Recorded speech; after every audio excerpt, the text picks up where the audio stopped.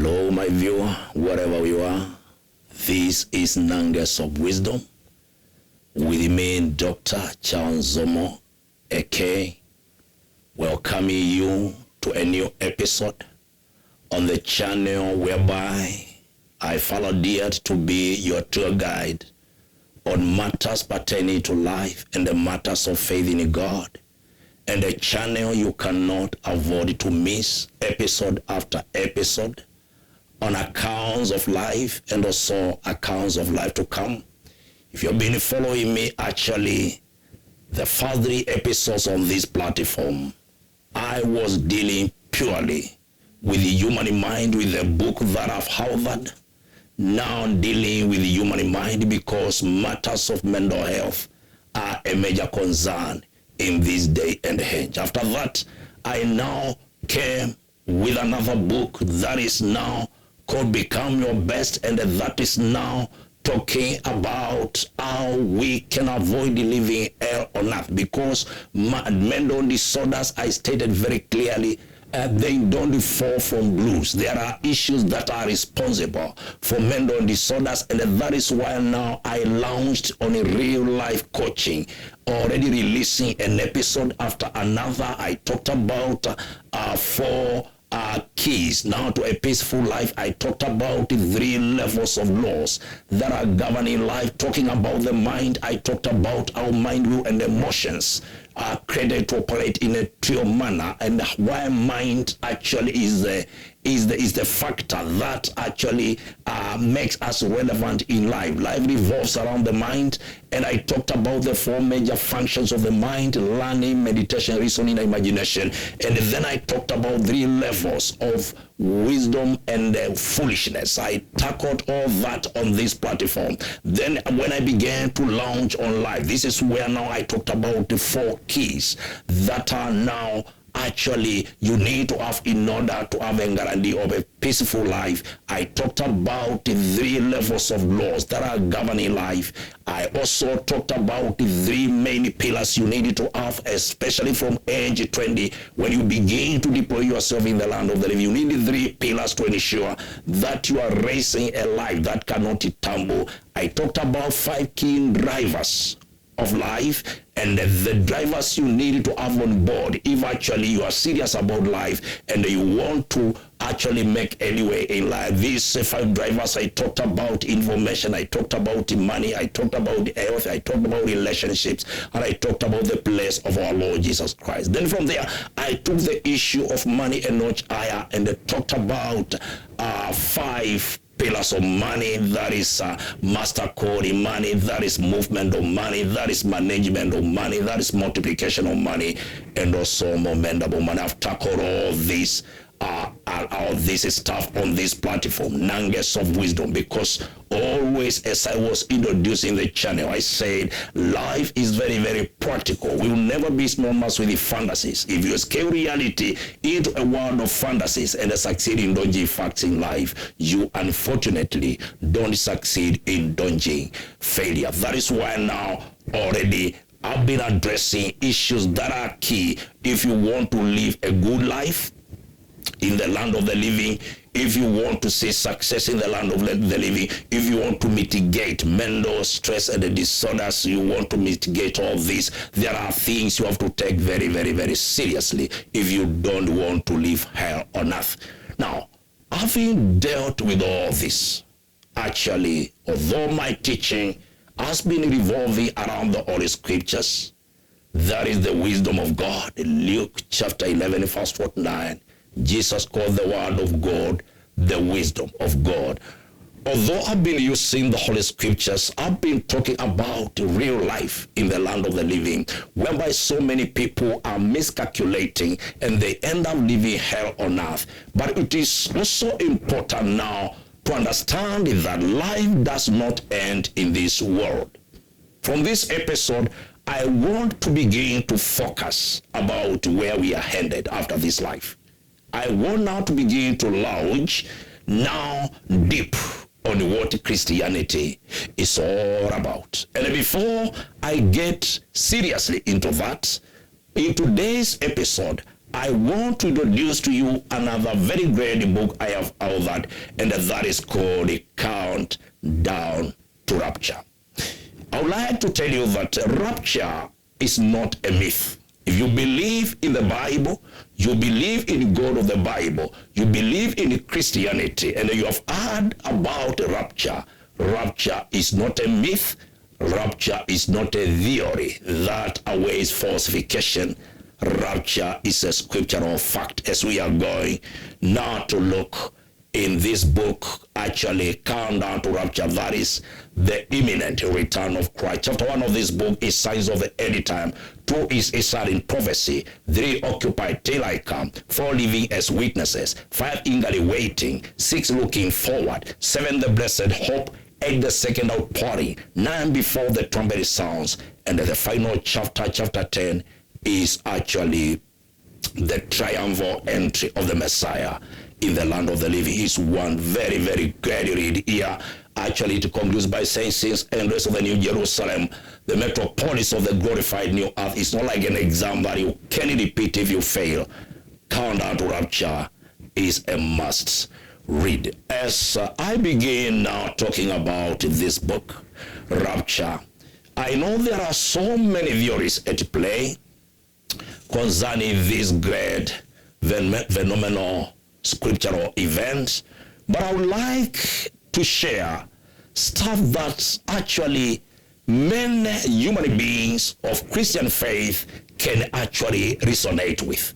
Things that are very simple, and things which are very clear, and things which cannot be disputed or refuted by a human being of goodwill or a human being who is a rational thinker. Now, actually, in this episode, I would like to focus on chapter 1, that is Signs of the End Time, chapter 2, that is a certain prophecy, and probably a bit in chapter 9, that is before the trumpet sounds. I will be talking a bit on those chapters to you, my viewer, to understand deep stuff what the Holy Book says about actually the rapture of the church and the triumphal entry of the Messiah in the land of the living, and the things that are very, very clear from the Holy Book. First of all, why do we have signs of the end time? You know, when you read the Holy Book, the signs that are given in the Holy Book for the end times, they are given as a warning. And you remember very well, while I was undressing on human minds, I stated the first level of wisdom, that an diligent mind acquires knowledge, and the ear of the wise seeks knowledge. The first level of wisdom is knowledge acquisition. The second level of wisdom actually is application of the knowledge now, whereby you need now to engage your mind into logical, rational, and analytical thinking to ensure that now what you have known, you apply it correctly. These are two levels of wisdom and the foolishness, as I tackled. If you don't acquire knowledge, definitely, as we have seen in Proverbs chapter 18, verse 15, a diligent mind acquires knowledge, the ear of the wise seeks knowledge. And as we see even the Swahili people telling us, aulizaye si mjinga, he who inquires is not a fool. Information is power, and if you don't inquire or seek to know before you take a step, and you later begin to say, I wish I knew, definitely from the Holy Scriptures, you qualify to be called a fool. But if now your problem is now applying what you have already known, now you become a compound fool. That is where now you need, after you acquire knowledge, you need what, talking about the 4 major functions of the mind. That is learning, meditation, reasoning, and imagination. You need to apply what is called a reasoning. That is again your mind into logical, rational, and analytical thinking to ensure that you apply that knowledge correctly. That is now second level of wisdom. And if you don't do that now, you just become a compound fool, because you cannot say, I wish I knew. You had the information, but you fail to apply it correctly. Now, and this is actually a warning. We get in chapter 9. Before the trumpet sounds, Matthew chapter 25, Jesus gave a parable of 10 virgins. And he came loud and clear.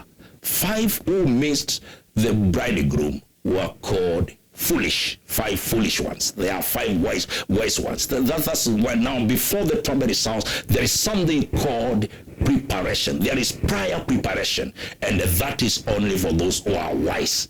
Those who are wise are those who seek to know what the Bible talks about the end time, and they seek now to apply correctly what they have known. If you have been following my teaching on this platform, Nuggets of Wisdom.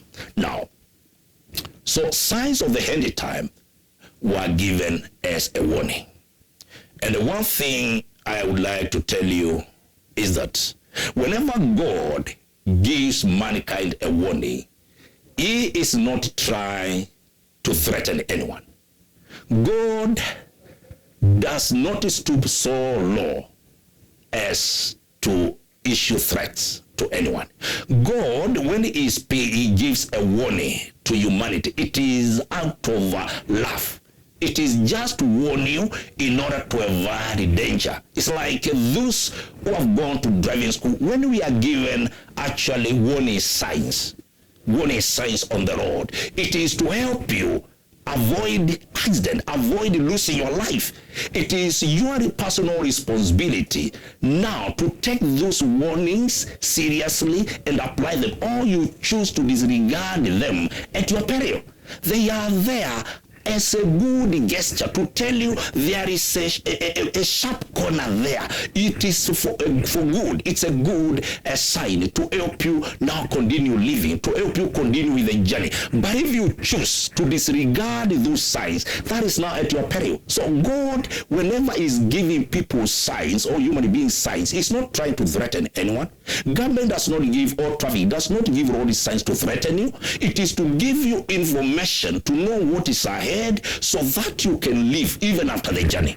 But if you choose to disregard what is signs, these is signs, warning signs are, now you do that at your peril. And that is always foolishness, because that is the highest order of foolishness. Because I say, in Matthew chapter 16 verse 26, Jesus said, what shall profit a man to gain the whole world and lose his soul? We've been talking a lot about this world, how you can be successful, how you can lead a good life in the land of the living, how you can avoid living hell on earth. But beyond all this, there is something called eternity. It is just no wisdom to lose a wealth of eternity because of a few shiny trinkets of this life that you may not even enjoy for a century.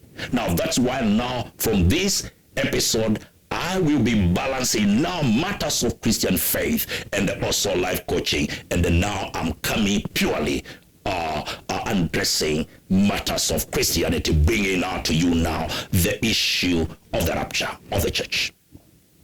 Concerning signs of the end time, because of time factor, I will not be actually going down and reading. I will just be quoting to you scriptures. You are free to revise them actually where you get all this stuff. And one among the signs of the end time, you get a lot of this stuff in the book of Luke, chapter 17 and chapter 21. That is the book of Luke. And you also find them in Matthew chapter 24. This is now Jesus Christ himself, the kind of prophecies he released when he was in the land of the living concerning the end times. Another read you can get is from 2 Timothy, now in chapter 3, verse 1 to 6. And you also get in 1 Timothy, chapter 4, verse 1. There you get a lot of signs of the end time, what was foretold concerning the times we are living, you see. And that is why now these are the issues we are going to investigate in this episode now concerning the end times. You see, in Matthew, you see chapter 24 verse 12, Jesus talking about iniquity abounding, and the love of many shall grow cold. Because iniquity shall abound, the love of many shall grow cold. And you see, even getting to the same chapter 24 verse 24, you see Jesus talking about the false prophets and the false Christs. These are among signs well tackled in verse 14, the same chapter 24. You see Jesus saying, and this gospel of the kingdom shall be preached for a witness unto all nations, and then the end shall come. These are clear teachings of our Lord Jesus Christ concerning the times we are living. concerning Apostle Paul, now still talking about the end times, it comes very clear in 2 Timothy chapter 3, verse 1 to 6, where it says in verse 1, in last days perilous time shall come. And after declaring that in verse 1, now up to verse 6, Paul revealed the three kinds of love. He said, people shall be lovers of themselves. And among other stuff, he said, people shall be covetous. And among other stuff, you see Paul saying, they will be lovers of pleasure more than lovers of God. I just want us to focus on those three. Because those three kind of loves, now one being love of self, shall be lovers of themselves. That is what is called humanism. And he said they will be covetous, that is lovers of money. That is called materialism. And he said people shall be lovers of pleasure more than they love God. And that is what is called hedonism. A combination of these three kinds of love foretold by Apostle Paul, that is humanism, materialism, and hedonism, now produces what the philosophers called nihilism. What is nihilism? Nihilism is a state of human beings now wallowing in the quagmire of despair. Nihilism is a creature of humanism, materialism, and hedonism. Now we talk about nihilism, and this is where, as we lounge slowly by slowly, I want us to investigate clearly our society. I want us to investigate clearly what is happening, because signs of the end time, as I tackle them here, there are three categories. I've categorized signs of the end time into three. That is society signs, then spiritual signs, and then signs of nature or natural signs. They are of three categories. When I'm addressing chapter 1, Count to Rapture, the signs of the end time. And when you try to listen to what Jesus prophesied, you try to listen to what Paul prophesied, they boil down to now these three kinds of signs. That is now U.S. society signs. Then we come to spiritual signs. Then we come to signs of nature, because you see Jesus coming very clear in the book of Luke. You see talking about earthquakes. You see talking about rumors of wars and all this. You see in chapter 21 talking about as it were in the days of Lot, as it was in the days of Noah, so shall it be when the Son of Man comes. People were marrying and giving to marriage. People were eating and drinking. People were selling in markets. You see all this. Now they boil down to something. Now I have talked about the society science. I've talked about spiritual science. I've talked about now science of nature. Now we will be now focusing on these three issues. And this is where now I would like us to focus society science. First of all, when we try to view what Apostle Paul prophesied concerning humanism, concerning materialism, and concerning hedonism, that now produces nihilism. That is society, human society wallowing in the quagmire of despair. If you are sensible enough, my viewer, in this day and age, if you are a rational thinker, if you have tried to investigate what has been happening in the human society, you see very clearly all this at play. As Jesus prophesied in Matthew chapter 24 verse 12, because iniquity shall abound, the love of many shall grow cold. What we can call love of fellow human beings has been buried under the carpet. People are lovers of themselves, humanism. And this is where you need to investigate clearly. Now we are talking about suicide. When I was addressing the episode on mental health, I tried to bring across the kind of news we are receiving concerning actually suicide cases. And you see in my book, Addressing on the Human Mind, I say the suicide is the height of manliness. Taking you aback, my friend, especially here in Kenya.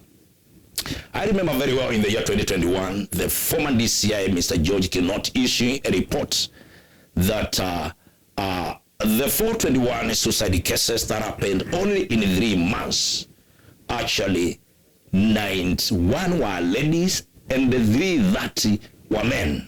That is about the suicide cases. And in accordance with the detectives, majority was from marriage conflicts. That is a report issued 2021. In June 2022, 14th, the former President Uhuru Kenyatta announced mental health to be a disaster. In 2023, a report was released that now in Kenya, 4 out of 10 human beings are not in normal mental health. They are in distress. And those who could doubt that, because that is now 40%. Now, January last year, InfoTrack issued a report indicating that 48% of Kenyan population have mental distress. Wako na msongo wa mawazo. Now, you can try to see how this issue is going on.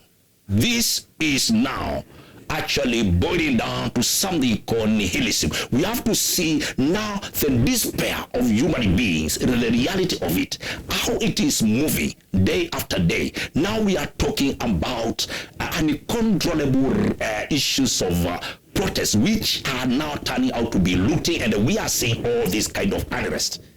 We are witnessing everything just the way it is boiling down. You can see very well. Because of something we call despair. Human beings are despairing. When you see people in the streets and they are not afraid of being shot to death, you must understand that people are despairing. You must understand that nihilism has slapped them in the face. And what has produced this kind of nihilism? It is the 3 things that Paul prophesied. People shall be lovers of themselves. That is humanism. And then the covetousness, love of money. Then we come to love of pleasure more than we love God. That is hedonism. Citing examples of this kind of prophecy, how it is happening, because these things were declared in the 1st century AD, and now they are happening in our day and age beyond doubts. You've seen just those who have been around for 3 decades. They are very much aware that the way we see now labor unions calling for strikes, and the way we see people now striking, now calling for government to increase money and all this, you have to understand that from the year 80s going backward, those who were alive were not witnessing such kind of trends. Actually, the major strike in Kenya of teachers was in 1997, called upon by the then secretary of NATA, Ambrose Adogo, and when he shook President Moi until he promised the teachers money that even Kibaki did not pay, even Uhuru did not pay. You remember that, the major strike in Kenya, it is still in my memory, 1997. Those sobbing around. And actually, when you see people now in the streets crying for salary increment, in a country where actually the economy is building, a country that is crawling economically, a nation that unless it is helped already cannot sustain its budget, now all this and that. You have to understand there is a genesis of all this. When you see these teachers in the streets, and I remember capturing that in my book, talking about size of the heritage and the issue we call love of self. I remember quoting very clearly that when these teachers are in the streets, don't forget, there are teachers like them who are not in the streets, who are being paid 5,000 after having been trained in Kamwenja Teachers College, in Shansu Teachers College, Kilimamboko Teachers College, and the government has not employed them because the government is claiming is not able to employ those people. So they are employed by parents, being given 5,000, being given 7,000, and there is nobody now to fight for their rights. You see? Because they have no union. And those teachers are teaching the same period of time like that teacher who is getting 40K and above and is in the street now crying to receive more money. Yet when it comes to now what is called work, this person who is receiving 5,000 to 7,000 is doing the same work with you. is in class 8 teaching mathematics, but those teachers are not going in streets calling upon the government now to employ these teachers. They are in the streets calling upon government, which is claiming it has got no money to pay to employ these teachers because there is understaffing. That is why these teachers have got that chance. If there's no understaffing, these teachers cannot get the chance to teach. They have that chance because there is understaffing. There is understaffing in the same country that is claiming economically cannot employ them. And yet those who are employed are receiving 30,000, 40,000, 50,000 are in the streets, calling upon the government to increase money. Now, try to show me where the logic is. Try me. These people are in the same country. They belong to the same country. They have equal rights when it comes to resources, when it comes to expenditure of the government. They have equal rights. They have IDs. They are born in the same country. They have gone to college. They are doing the same kind of work, teaching in class, the same period, if it is 40 minutes. They are laboring. They are doing work the same. But somebody receiving 5,000, you don't see the union going in streets. At one time, I've not seen the union going in streets calling upon the government and telling all teachers to strike to have these teachers employed. They have been going in streets to call upon the government to have their salary increased, because Paul came very clear. People shall be lovers of themselves. Yes, people shall be lovers of themselves. They don't think about the fellow human beings. Yes, they are lovers of themselves. And then now, what makes the blood of these teachers boil so much?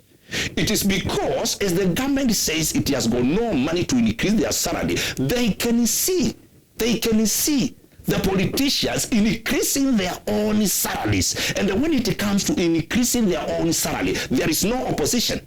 Yes, it is just a sweeping vote. There's no opposition, because already they need money. There is no opposition. People shall be lovers of themselves. They are going using first-class vehicles, and they want to increase their salary. In the same government, they are saying there is no money to employ this person who has gone through training, and this person is to teach children of that country. Now you see just lopsided arrangement there, lopsided policies at play, and this is just a prophecy being fulfilled. Those who believe in authenticity of the Holy Scriptures don't condemn these people very much. They just view these shenanigans through one eye and through that lens, but they view the whole scenario through another lens of the Scriptures, because it was prophesied in the first century and it has to pass. Mine is to help you. I'm a gospel minister to help you. These are prophecies. These are things that were foreseen and foretold in the first century, being fulfilled in our own very eyes. People shall be lovers of themselves. That is, now you can see now the issue of humanism at play. People are not minding about fellow human beings. Here I've talked about justice. I've talked about the goodness. Those episodes are here on this platform, Nuggets of Wisdom. And here now I'm coming clearly talking about the rapture. Yes, these are things that were prophesied. They are happening before our very eyes. You can see everything now playing out. Nihilism is striking everybody. Seeing now small young children now already risking their lives to go and enter the parliament territory by force. They are risking their lives. You have to understand, those children have despaired. Yes, they are watching mismanagement and the misappropriation of the state resources. They can see. It is like when somebody is given an opportunity, they get an opportunity, like let's say MCL gets an opportunity, be a cabinet, gets an opportunity. It is like now they are combining service and looting. Everybody, it is about materialism, love of money. Looting and also already investing even outside the country. It is the order of the day, and only those who are not sincere enough can refute it. This is happening in our own very eyes. We are saying there is no money, yet people are seeing mismanagement, are seeing misappropriation, and they seeing all this and that. They are seeing looting, because Paul prophesied about covetousness. Covetousness. When somebody gets opportunity, that covetous now is playing key. These are things that were this is now a society science. Things which we are now reading clearly are happening in the society. And you have to understand, when we talk about love or pleasure, that is now more than loving God. This is very much increasing. Many people just go to church to play gimmicks. That is now hedonism, love of pleasure more than we love God. Actually, when Jesus prophesied Matthew 24:12, that because iniquity shall increase, the love of many shall grow cold. It is not only the love of fellow human beings, it is also the love of God. It has grown so cold. Even you find that gospel ministers are not given to the word, to now study the word, give people the word. They actually broadcast, they are brokers of plot. They are just chasing money like other people, because these prophecies are being fulfilled in our day. The love of God is not there. Actually, you find that come Sunday, that's when they get their Bible and they look for a few scriptures to go and just manage the service. 45 minutes, give something called a sermon. But what is called love of God is not there. Yes, love of God. They love pleasure. They want to go with the first-class vehicles. They want to live in paneled houses. Covetousness is just eating them like eating everybody else. These are prophecies. Things happening in our very own eyes. And we have to know these things were declared as a warning. These are signs. When you see these things come to pass, that is now the prophecy of Jesus. Luke 21:28. When you see these things come to pass, look up, for your redemption grows near. That is the word of Jesus. Now, when you see, these are signs that were given. When we are talking about signs of the end time, this now we're talking about signs of nature. Not signs of nature. When we are talking about society signs, when we come now to the next, that is spiritual signs. If I have to mention a bit on that, spiritual science, I still like backtrack on society science.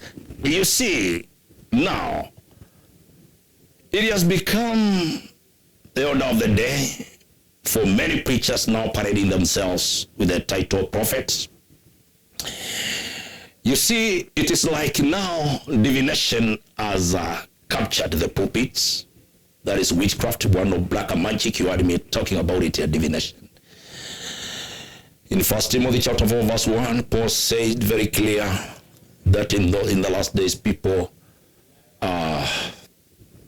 shall deviate from the faith and they give in to seducing spirits and the doctrines of devils. And this is happening in our very own eyes.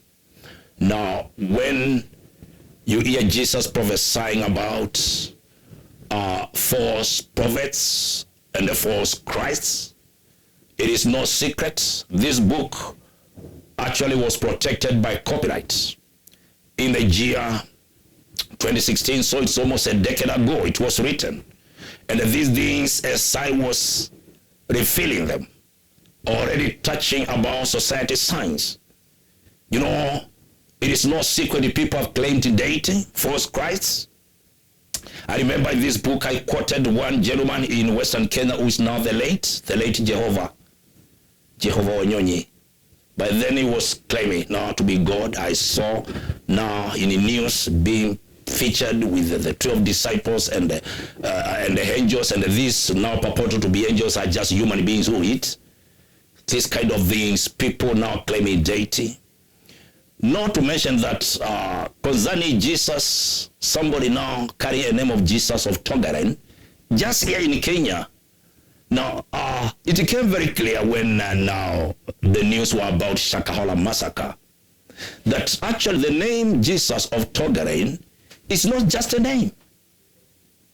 The guy was captured by news claiming deity when he said he was wondering people going all the way, going to fast until they die in order to go and meet Jesus, instead of just boarding a vehicle from coastal part of Kenya to western Kenya and go and meet Jesus. So it means very clearly that fella was claiming deity. He was claiming that he is Jesus Christ.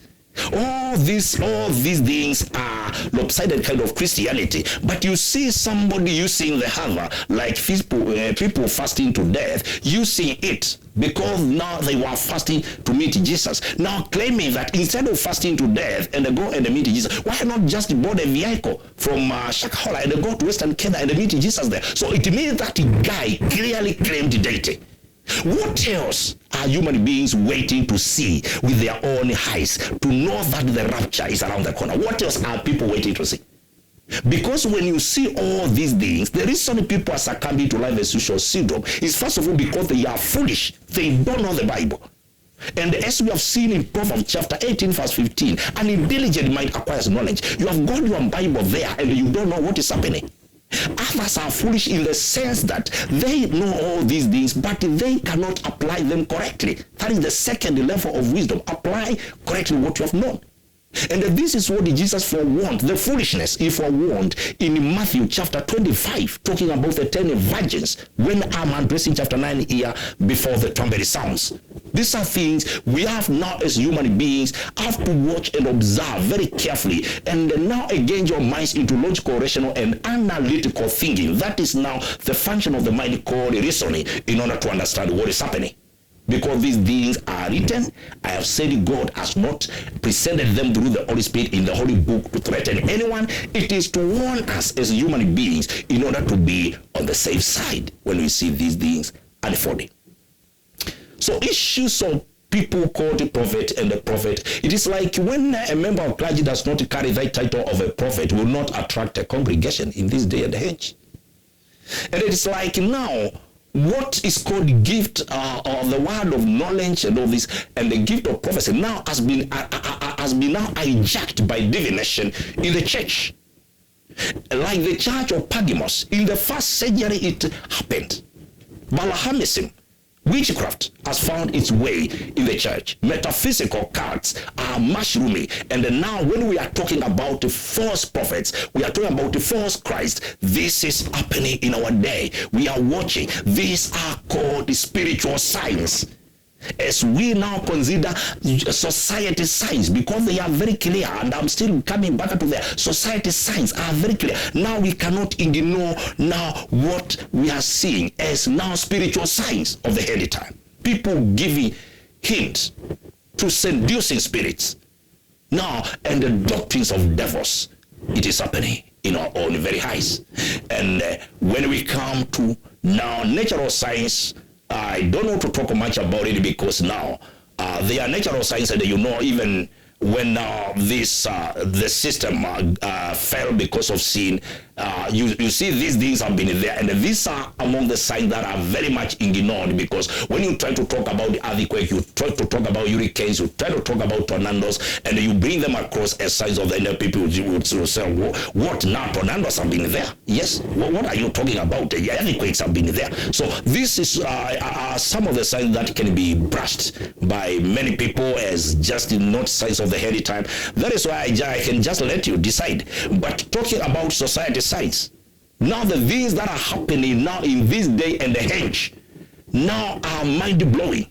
They are mind-boggling. They are divine logic. And these are things that were prophesied more than millennium ago, in the first century AD, and that are happening now in our very day and age.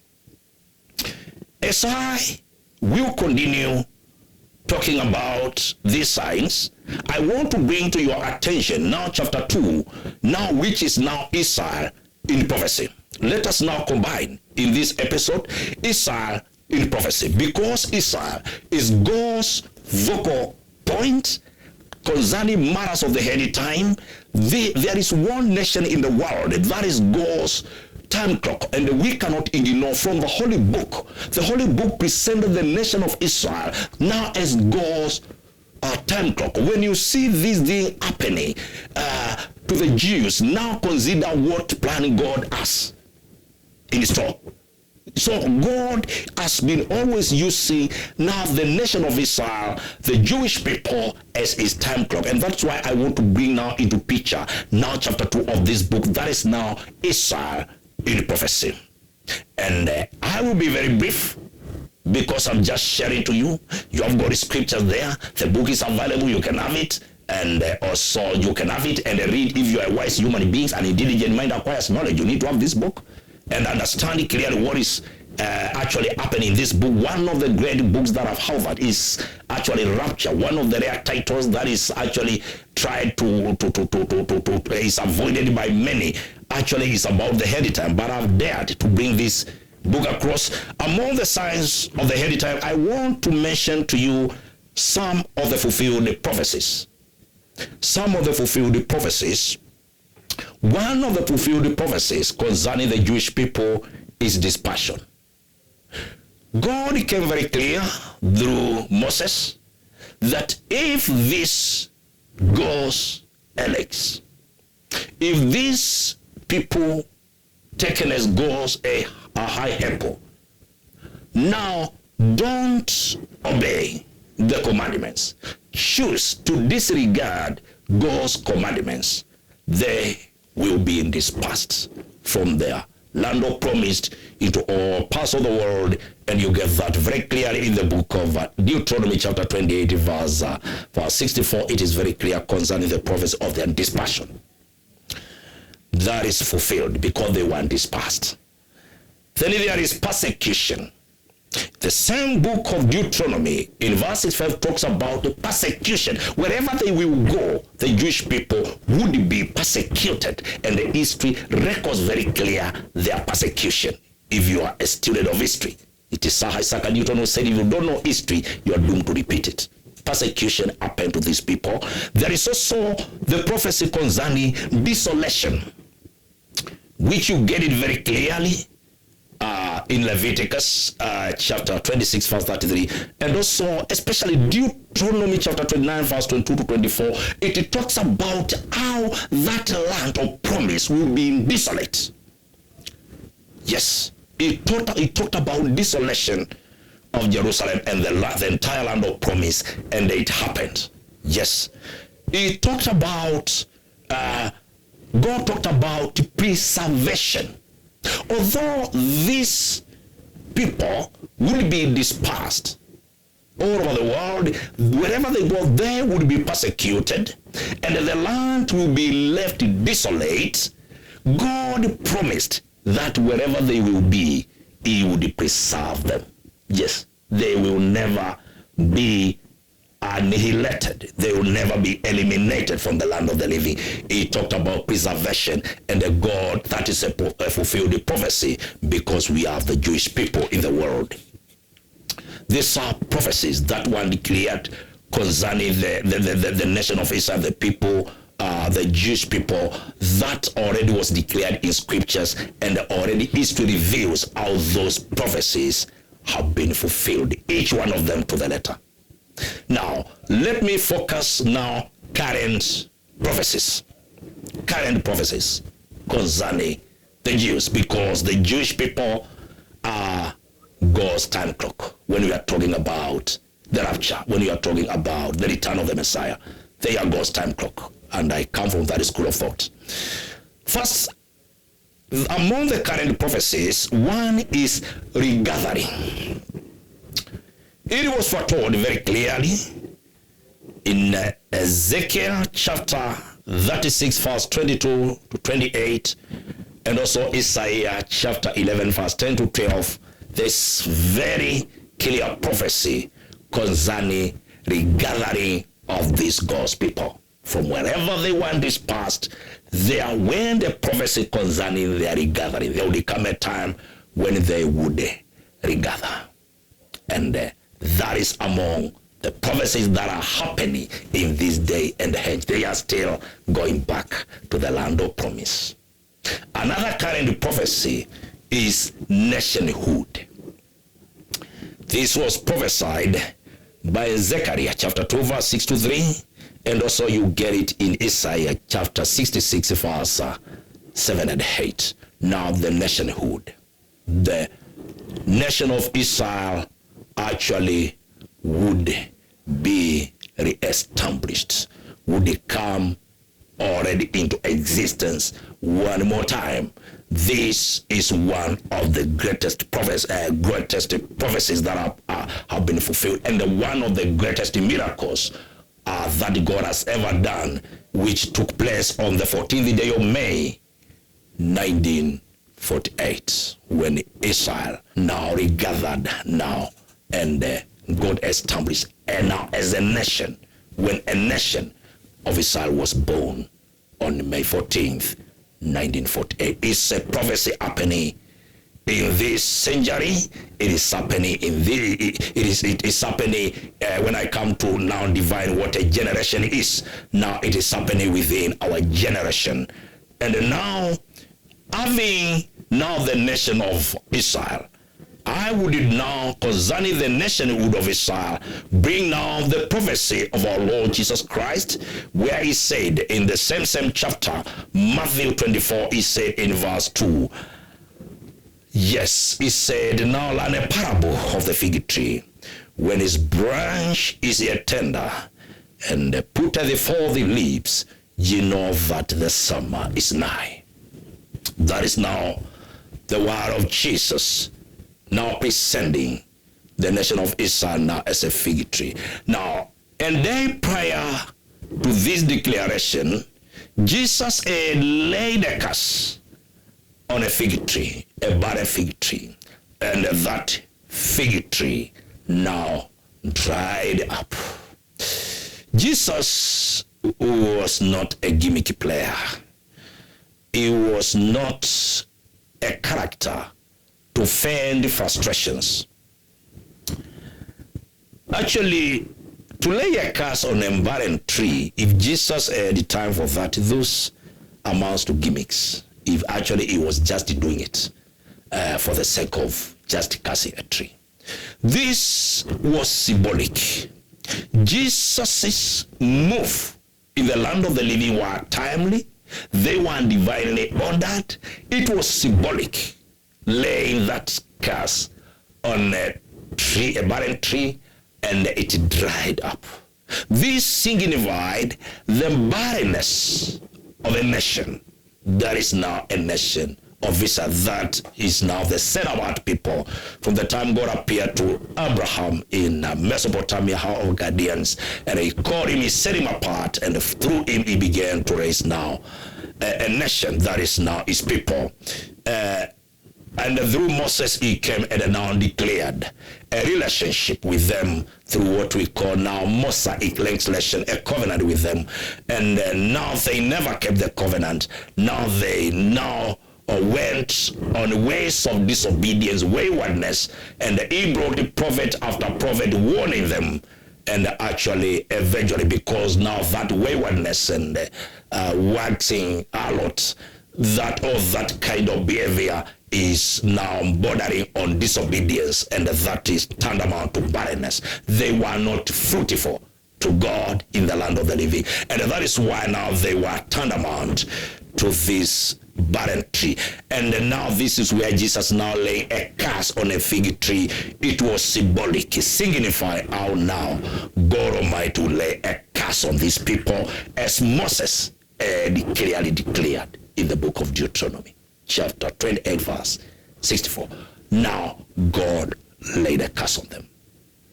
Actually, you need to understand that this began to take place in the year 70, just 40 years down the line, because as I talk about nationhood, there is another fulfilled prophecy, that is reclamation.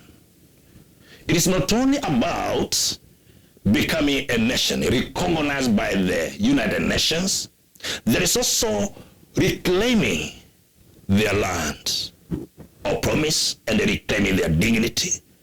That is the prophecy of Isaiah chapter 35 verse 1 to 7, Prophet Joel chapter 2 verse 21 to 26, and also Prophet Ezekiel declared this in chapter 36 verse 35. And they shall say, this land that was desolate is become like the Garden of Eden, and the waste and the desolate and the ruined cities are become fenced and are inhabited.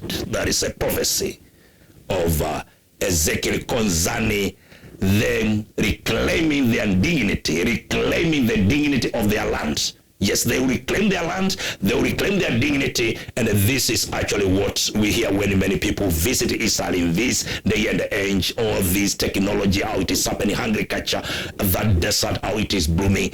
Already this is a prophecy of reclamation also being declared, apart from the prophecy of nationhood, which still I'm tackling. Still before, on the same prophecy of nationhood and reclamation, there is a prophecy concerning language. You see, when they were dispersed to all parts of the world, they lost the native Hebrew language. Those who went to Europe, they began to speak a language called Yiddish. Yiddish is a combination of Hebrew language and German. And those who settled at Mediterranean basin, they began to speak a language called Ladino, which is a combination of Spanish and Hebrew. So the original language of these people, that is Hebrew language, ceased to exist in the land of the living.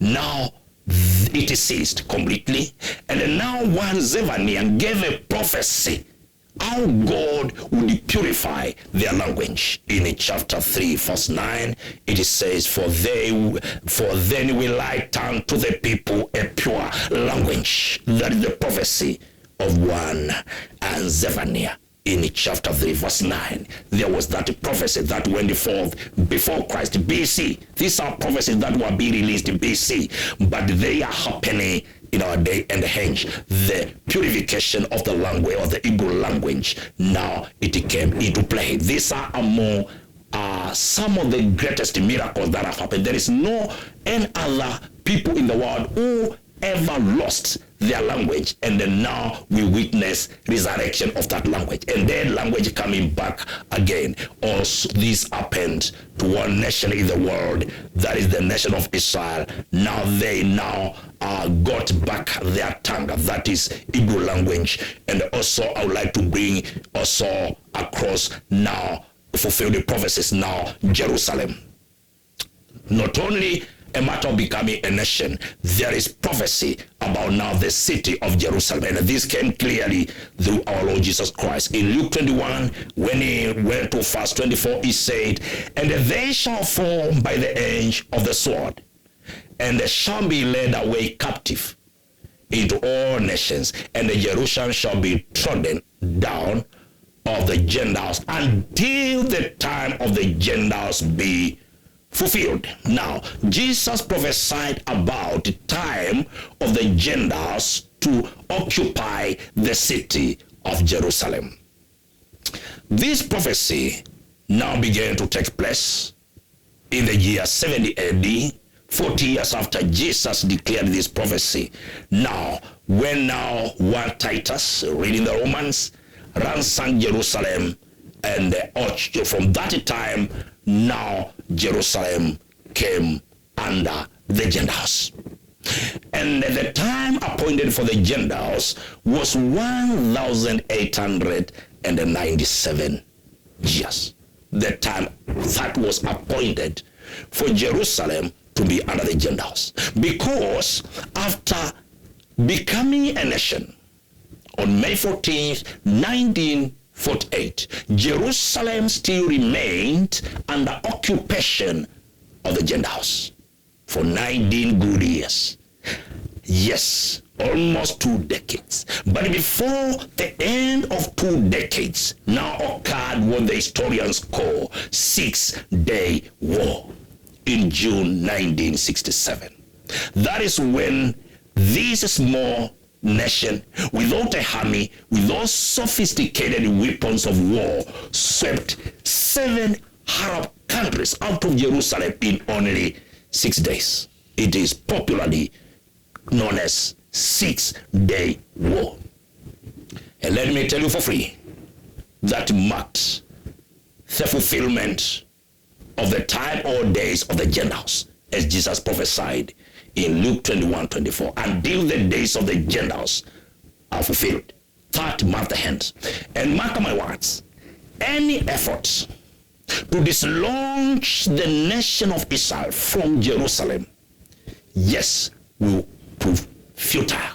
This is how actually you find Zechariah coming very clear, talking about Jerusalem, how it will be actually a burdensome, it will be a burdensome cup to all nations, among other fulfilled prophecies, a cycle, systematically is about military strength. This was prophesied very clearly by Zechariah in chapter 2 verse 6. He talked about the strength of the military in the nation of Israel. And also, you see, concerning focal points is another prophecy where you see Zechariah now coming very clearly in chapter 2 verse 3 saying, and in that day will I make Jerusalem a burdensome stone for all people. All that burden themselves with it shall be cut in pieces, though all people of the earth be gathered against it. Mark my words. You know, all the politics that are surrounding Israel, surrounding Jerusalem, even the politics to make it a free international city, meaning no single nation of the world should be allowed to lay claim on the city of Jerusalem. It is just a burdensome stone, as Zechariah prophesied before Christ. These are prophecies being fulfilled in our day. From 1967, Jerusalem has been in the hands of the Jewish, and any effort that has been made by Gentiles to dislodge them have been proving an exercise in futility, and it will remain so, because here we are talking about words of God of sweeping power, words of God of all creation, which cannot fail. Now, having brought all these prophecies, let me bring to you a concept of the final generation. That's the topic, a final generation. When Jesus declared the blossoming of the fig tree, because he prophesied in Matthew chapter 24 verse 32, as we have seen, yes, the fig tree, although they would be dispersed, as we have seen prophecy after another, he promised that now that tree would blossom again. And this is what we have seen now coming into play from the day, 14th day of May 1948. Now the fig tree now beginning to bloom. Now, in verse 34, Jesus declared, verily I say unto you, this generation shall not pass till all these things be fulfilled. That is now the concept of the final generation before the rapture. The final generation that has to meet the rapture. The final generation that has to experience all these things that were prophesied in the first century AD, because the last book to be written in the Bible was written between 94 and to 96. Most probably the year 1995 is the book of Revelation. So all scriptures were in place in the first century AD. Considering all the prophecy that were declared in the first century, you must concur with me that the intensity has been incomparable from 1948 to date, because there is this declaration of the Lord Jesus that that generation now shall not pass until all these things now be fulfilled. Now, concerning the generation, I would like to bring to your attention that God's way of viewing a generation can be captured perfectly from the book of Genesis chapter 15, where we see God addressing Abraham, chapter 15 verse 13, telling him that his descendants would be captives in another nation for 400 years. And then verse 16, God said, but he would visit and take them back to the land of promise. Simple arithmetic. If according to God's timing, 400 years, he would visit now the fourth generation, it takes a century now for a generation to pass, according to God's timing, from the Holy Book, the wisdom of God. So, from 1948, Jesus declared very clearly, before the end of a generation, everything will be fulfilled. That is now before the end of 2048. That is now a century, a generation. And let me tell you, all all things that were prophesied in the 1st century AD have been fulfilled with undeniable urgency from the year 1948 to date. One of the prophecies I want to give you is by one Daniel.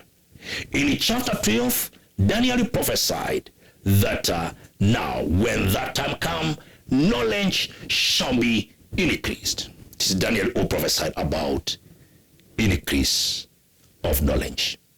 And every sincere human being on earth and who is listening to me must concur with me when I say that we are now living in the middle of knowledge explosion. By the beginning of the 3rd millennium, which actually is the millennium Messiah, has to reign in the world, Satan be in the bottomless pit, we were still in analog.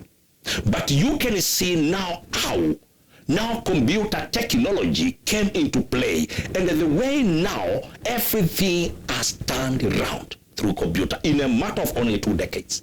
Application of the computer. Until now, the entire human life can be controlled from one central point through application of a computer. By the year 2000, mark my words, when you read Revelation chapter 13 being told about the mark of the beast in your forehead and in your hand, how they will be implanted and all this, we could sense that being a myth. And when you are told you will not be able to buy or sell without that mark, that would appear like a myth, something that can never add up.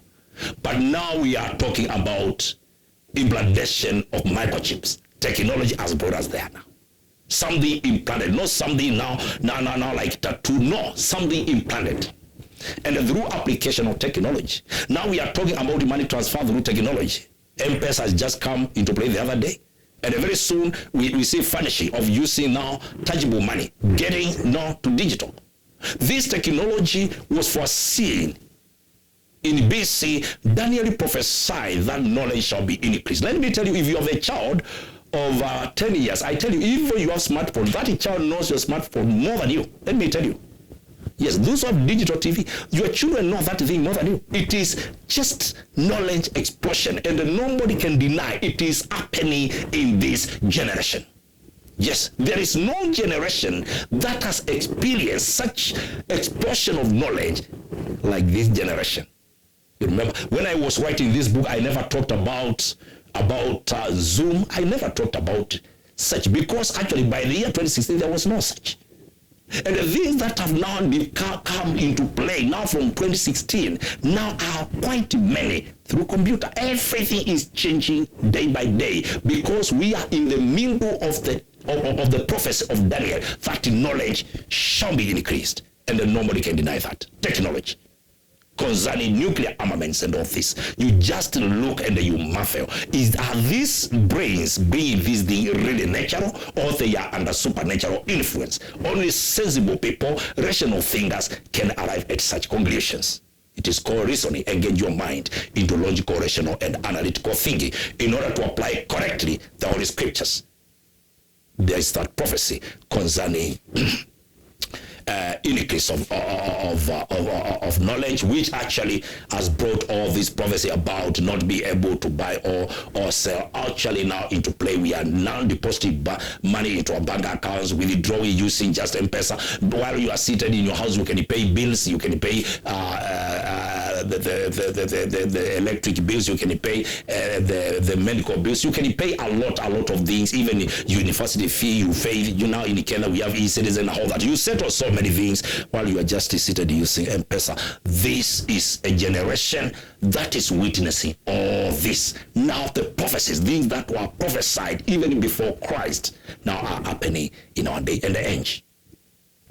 Another prophecy that is happening in our very day and age that came through the writer of Hebrews chapter 12, verse 26 and 27, where he talked about the shaking of the earth. The shaking, yes. There is that prophecy in the 1st century that whatever is shakeable now will be shaken. My friends, do you doubt that everything has been shaken now? if you've been around for 3 decades, everything has been shaken. I remember in 80s, end of 80s, 90s, going to university, it was called RAPTURE here in Kenya.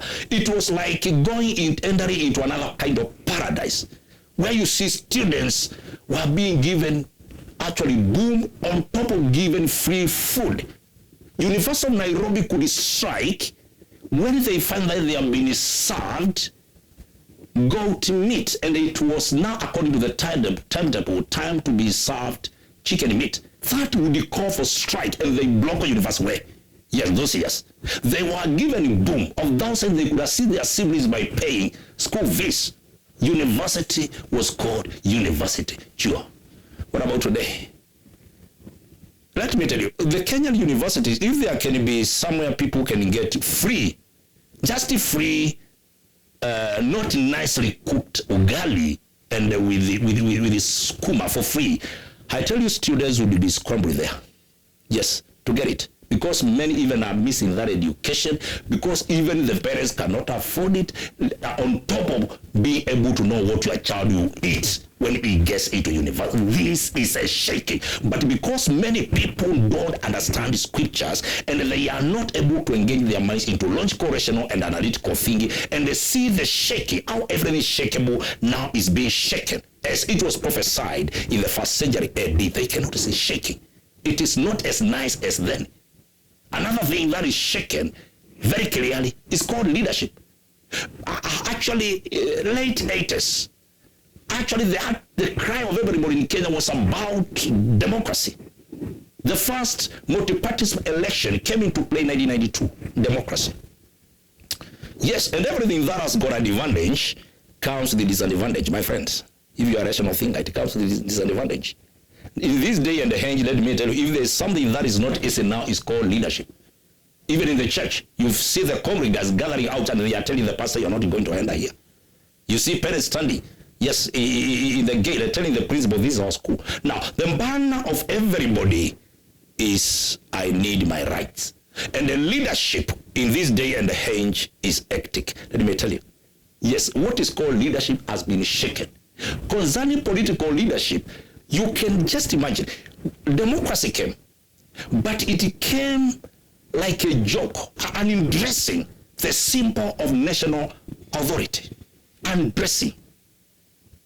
The second head of state in Kenya, when democracy ended the multi-parties, it was unthinkable how such a finger would be caricatured, and you see him now depicted in cartoons looking funny with the head being like a drum, you see, and the people laughed, and then they hailed democracy, undressing a symbol of national authority. It all began the second head of state here in Kenya.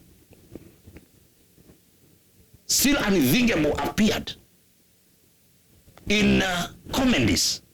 People now mimicking the head of state in ridiculous ways, and then now people, the citizen would love very much, and they hail democracy. They hail democracy. Look at where we are now. I remember the recent demonstrations in Kenya. The State House had to be fenced, and the Parliament. No matter how good you are, being called a president in this day and age, you must be prepared and be hard-skinned, because now everything shakeable has been shaken. And this is a prophecy. You have to understand very well what it means. You see, impeachment motions of governors, now all this and that. It is all about democracy, and this is about shaking everything shakeable. It is not sweet now to be called a leader of human beings. First of all, we are leading a very informed generation. We are leading a generation that is very much enlightened. It was also prophesied about lawlessness. There is now anarchy. Don't just see people now branding themselves as Gen Zs, faceless and whatever, and you think it is something that has just happened or landed from blues. This is anarchy looming. And how did it originate? It originated from the executive. I remember Justice Luka Kimaru. Well, when he ordered that Chief Justice, not Chief Justice, that judge of the High Court, for Meguna to be presented in court. Instead of the executive doing that, what did they do? Aeroplane, and they exported. And when now we are doing all this, when we are disregarding the supreme law, the constitution, the rule of law, these people you call Gen Zs, some of them are brighter than you. They went to alliance with the flying colors. Others are in Imam, the Kenya High. They are brilliant. Others are now in university, having passed through alliance. A school most of the politicians never went to. These are brilliant. We are underrating them, and they are watching. Now, they are watching. Anarchy, looming large. They are watching. And at the end of the day, now they landed on streets. Nameless, partyless, faceless. They landed on streets. Anarchy, lawlessness. Paul prophesied. Children were disobedient to parents in 2 Timothy chapter 3, talking about verse 1 to 6. You capture all that stuff there. These things are happening. Me, I don't prophesy doom. I never wrote the Bible. I just analyzed logically, rationally what was declared, because already there's what is called wisdom, mental ability to apply correctly what you know. And these things are written for our learning. Romans chapter 15 verse 4. Whatsoever things were written aforetime were written for our learning. These are things happening in our day and age, shaking whatever is shakeable. Yes, it was foreseen, it was prophesied, it is happening. No matter how much we may try to condemn our president, no matter how much we may try to condemn the Gen Zs, no matter how much we may try to condemn the teachers when they are dancing in the streets, it was prophesied. God who foreknows all these things were prophesied. And I'm saying, as you view them through one lens and one eye, make sure you have got the other eye through another lens, viewing these things through the authority of the Holy Scriptures, because they have to pass. As you try to condemn them, you need to understand there is another aspect. It was prophesied. It will happen. It doesn't matter who will be a victim. Prophecy of Hosea, as I come now to us concluding this episode. Another prophecy. So a generation, we have seen, cannot exceed a century. And all these things are happening now from 1948 to 2048, and they are increasing as we have now entered the third millennium, for the year 2000. And let me tell you, so many preachers of the rapture are now around. They are declaring everything. Others even declaring Jesus is coming this year. Matthew chapter 24 verse 36, Jesus came very clear. He said concerning the day nor the hour, nobody will know, even the angels in heaven. So should you hear any preacher tell you Jesus is coming and specify which year, already just walk away. That is now what we get from King Solomon. Proverbs chapter 14 verse 7. Go from the presence of a foolish man when you don't perceive in him the lips of knowledge. Just walk out. Jesus, this is a prophecy. Jesus declared nobody will know. But now he did not want us to live as now in darkness. That is why he gave signs. The way those farmers who are wise, they don't go to chambers after rain. They begin to prepare their chambers because there are signs. The signs came to tell us the season, but not the day. Yes, I have to come very clear. Not the day, not the year. They came to tell us the season in order to be prepared. Here comes the prophecy of Hosea. And centuries before Christ, Hosea prophesied also to this focal point, this nation of Israel. He said, after 2 days shall he revive us. On the third day he shall lift us in order to live before his sight. A prophecy to Israel, God's time clock. 2 days, God promised revival to the people of Israel. And on the third day he declared he would actually raise them in order to live in his sight. All sound Bible scholars agree there is no way we can actually understand that kind of prophecy unless we capture what Spirit of God declared through Apostle Peter in 2 Peter chapter 3 verse 8, when he said, one day to the Lord is 1,000 years, and 1,000 years is one day. All sound theologians now come to that conclusion. They come from that school of thought. So talking about 1 day, 2 days, it is talking about 2 millennia. So after 2 millennia, the issue is from when? Because talking about revival, it means now prior to this 2 millennia, there would be death of the nation. Yes, there would be annihilation of the nation. And there would be a silent movement. Now, a nation that is dead, but he prophesied revival after 2 days, which is now 2,000 years.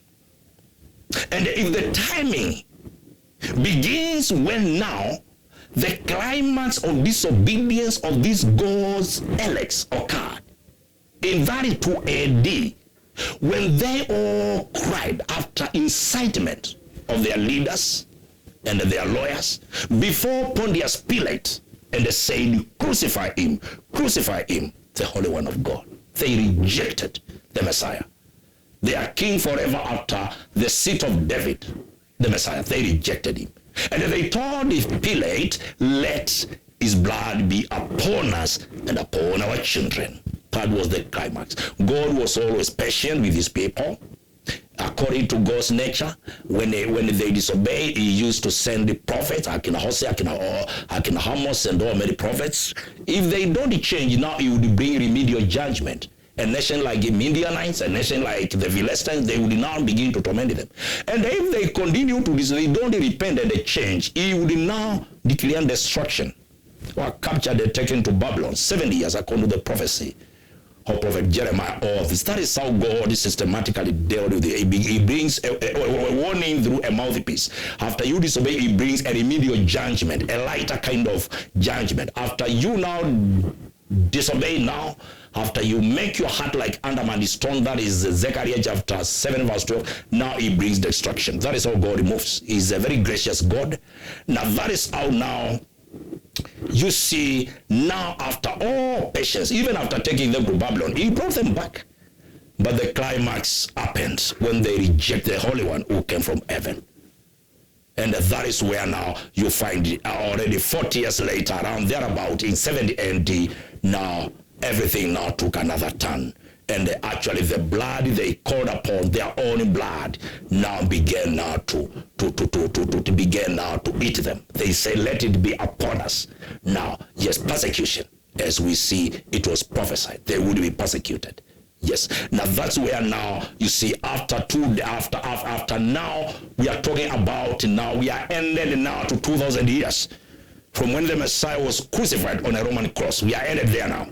And that's why you see everything now intensifying from there. As we enter the third millennium, from the year 2000, everything that was prophesied in the first century and also before Christ, everything now is intensified, is taking another wavelength. If you are sensible and you have been observing society, you have been observing what's happening in the spiritual realm, you have been observing what is happening in nature, these signs, if you have been observant, you can see everything the turn it is taking. Even now when we talk about the war now between the Israel and the Iran, when we talk about all these things were prophesied.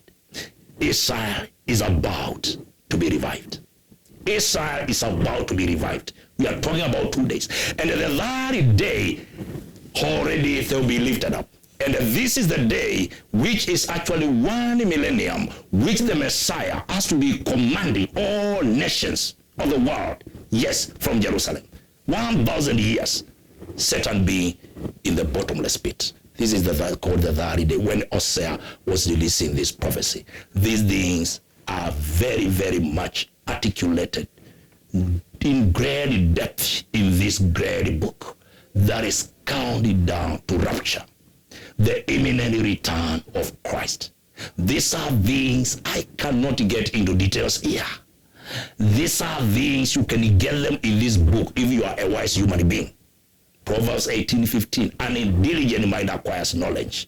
The ear of the wise seeks knowledge. Yes, that is the first level of wisdom, knowledge acquisition. If you don't want to be among the 5 foolish virgins who will be called unawares before the trumpet sounds, you must be prepared. If you don't want to be among the foolish, now second level of wisdom is after knowledge, now is application. Matthew 7:26, he who hears these sayings of mine and then doeth them not is likened unto a foolish man who built his house upon a sand. Why not apply what you have known? These are things we get from the Holy Book. Assign divine wisdom as the ultimate tool that helps mankind solve problems before they arise. I've tackled that on this platform. Even now, talking about the rapture, talking about the return of the Messiah, you have to know your mind must be very active, understanding what is at play, understanding what is happening, understanding what is going to happen soon and very soon. Jesus said, this generation shall not pass. Hosea prophesied, after 2 days there is a revival of these people, and on the third day they will be raised. I cannot tell you the year, the exact year. I cannot tell you the day. I cannot tell you the hour. I don't want to rest the scriptures. Jesus said, no man, you know. It is none of my business to struggle to know. Mine is to understand the season is here with us, and I be prepared. Deuteronomy 29:29. Even the secret things belong to the Lord our God. But what has been revealed now is for us and our children. Me, I deal with what is revealed. I don't scratch my head going deep to dig what even might not even be revealed. These things are very clear. They are unfolding in our day and age, and it is our responsibility to understand and accept that something is going to happen soon and very soon. This is the time you have to be very, very much alert and very much prepared. You can see Jesus prophesied as it was in the days of Noah. People were drinking, people were married, all this. Lovers of pleasure, as Paul prophesied. That is now hedonism. Lovers of pleasure more than they love God. Even preachers, materialism. They are here looking for money and all this. When you look at these things, if you are a wise human being, as you execute your life business in the land of the living, and as I've been teaching, you will need to become your best in the land of the living. To avoid living hell on earth, be prepared for a phenomenal event which is called the rapture of the church.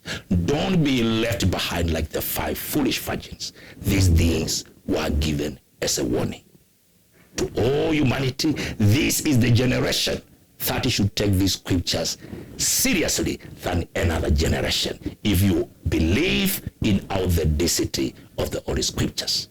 Remember the words to finish here in this book. I told you, since embrace of the New Jerusalem, the metropolis of the glorified new earth, it's not like an exam that you can repeat if you fail. Countdown to Rapture is a must read. This book, you can get hard copies, contacting the number below. This book is available on Amazon platform, ebooks. You can get this book and read by yourself things that I cannot tackle on this platform. This is a platform I'm just guiding you. I'm your tour guide, bringing wisdoms, gems, great wisdom on life and the spiritual matters which actually cannot be refuted or contested by somebody except at their peril. Already, I am your tour guide. This is Nuggets of Wisdom with me, Dr. Charles Nzomo AK, the Bishop, Amazing Grace Explosion Center. Catch up with me next episode. Your life will never be the same again. Shalom.